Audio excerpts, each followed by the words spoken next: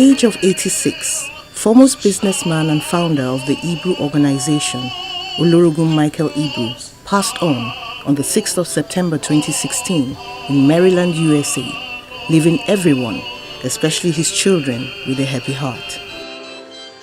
As sad as the situation was, it's however with gratitude to God for a life they say was well spent, impacting on humanity, which was evident at his final journey at his hometown, Agbaroto, in Ughelli North local government area of Delta State, where dignitaries joined his family and his eldest son, Olorogun Oscar Ibru, for his funeral at the All Saints Cathedral Church, Ughelli. He said A, he meant A.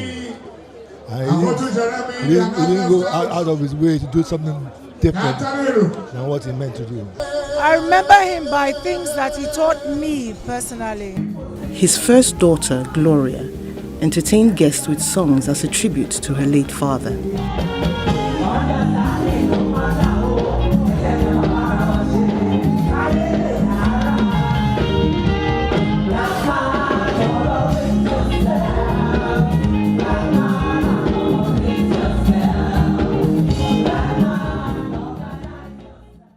His body was taken to the Ibru Center for the interment.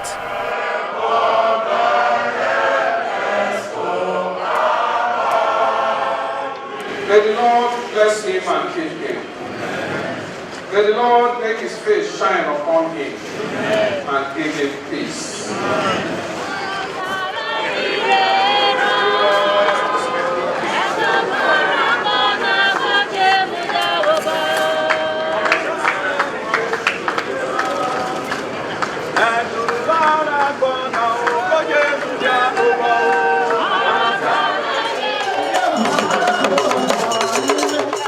After that emotional moment, guests were entertained at the center.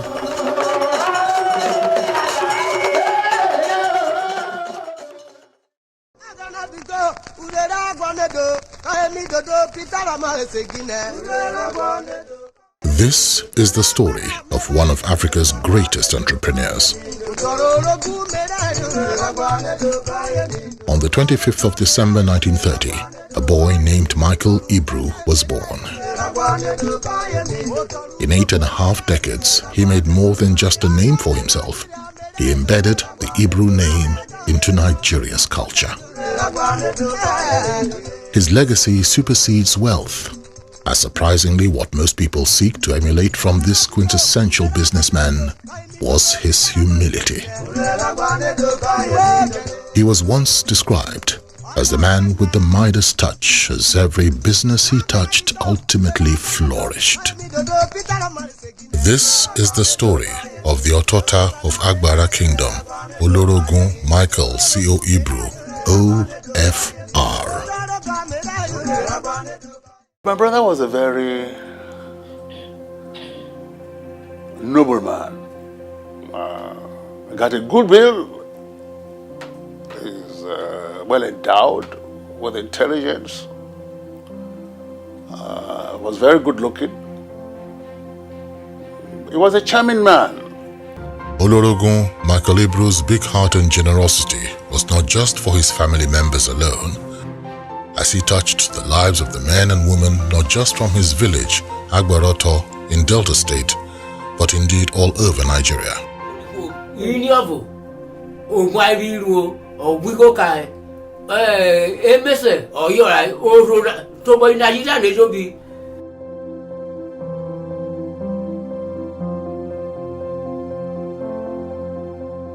As a bright and exceptional youth, Olorogun Michael attended the Igbobi College in 1946, which was one of the best institutions in Nigeria.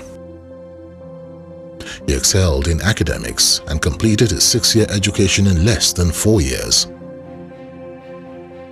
During his time in school, he was appointed as the head boy and was outstanding in football and cricket. After school, he became a trainee manager with UAC.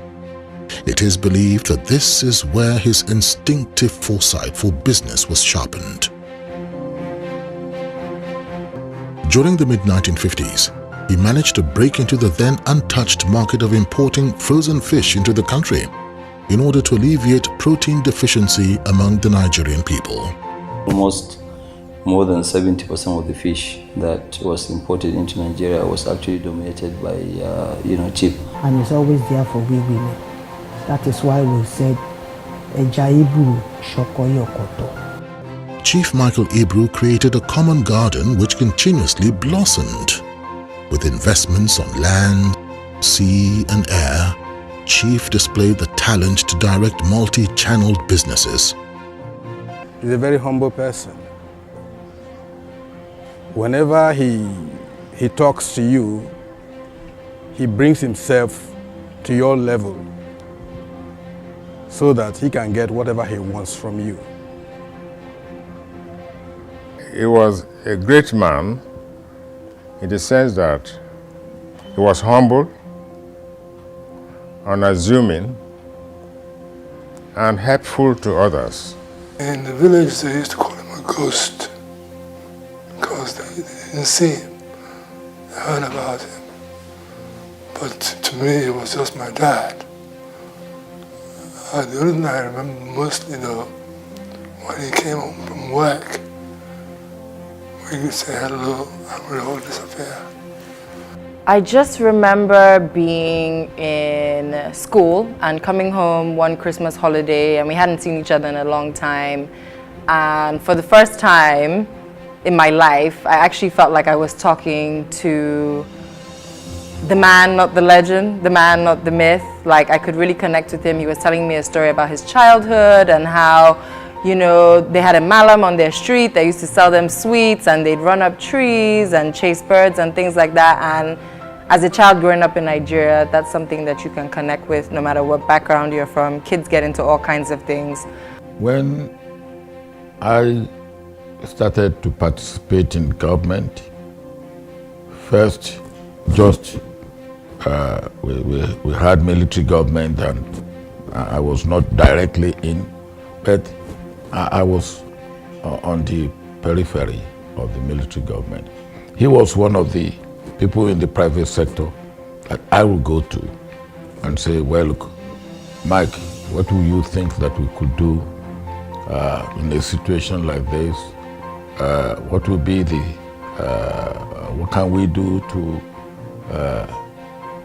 give incentive to the private sector? He was quiet, and he was candid on what we should do, and I found that extremely useful. But he didn't sing about it.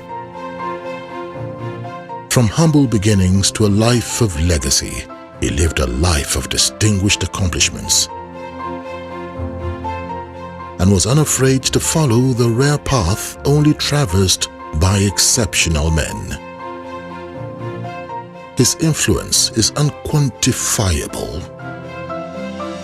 His impact is indescribable, and his vision to ameliorate the Nigerian nation was miraculous.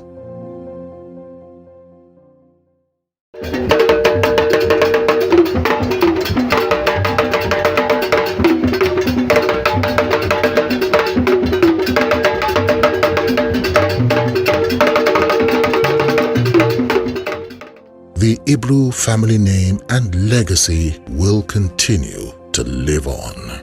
May his soul rest in perfect peace, knowing that he fulfilled his purpose on earth.